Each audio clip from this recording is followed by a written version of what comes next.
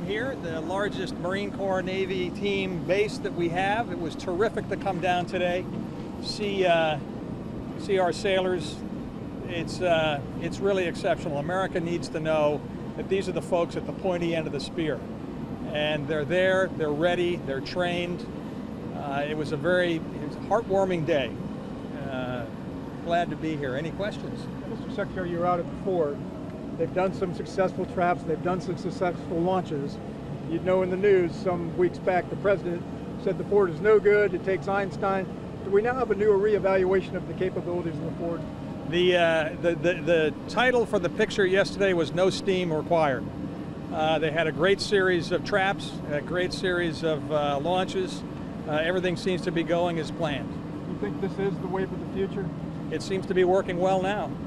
What's your sense of accountability in terms of, you've heard the stories about cost overruns, you were questioned on that, you're making it a priority. What does the Navy have to do to get these carriers perhaps at a more reasonable price? Well, first of all, this was first of class, and we had a lot of technologies we loaded on here. That was a tough mountain to climb on the first one. We have a learning curve now that we're going to benefit from. I think the biggest thing we have to focus on as far as the acquisition process goes is baking the requirements. Sir, you said at your confirmation hearing a couple weeks back that the military should not be a petri dish for social change and so forth. But yet a couple weeks ago we saw what President Trump tweeted regarding transgender service members and what their fate may or may not be. Where do you stand on that? So when I said it shouldn't be a petri dish, I mean that no individual service secretary should go off and do experiments on their own. The Department of Defense is a holistic organization and involves a lot of people. We will process and take direction of a policy that'll be developed by the Secretary from direction from the President and march out smartly. As I said before, on a fundamental basis, any patriot that wants to serve and meets all the requirements should be able to serve in our military. Secretary, what's the Navy doing right now in Guam and Hawaii in preparations for a potential Korean strike? I can't comment on that. We just hope that Korea stops acting the way it does. We're going to defend ourselves. We're going to defend our allies. They should know that. And we hope that we can have conversations and de-escalate. Were you in contact with the Joint Chiefs today about that? Yeah. What are your priorities now as Secretary of Navy? You were confirmed last week. Now you're here at the world's largest Navy base. What are your goals going forward? Priorities going forward are fairly simple. It's people, capabilities, and process. What I mean by that is the human component is the most important component of our military. The Ford is basically metal without people.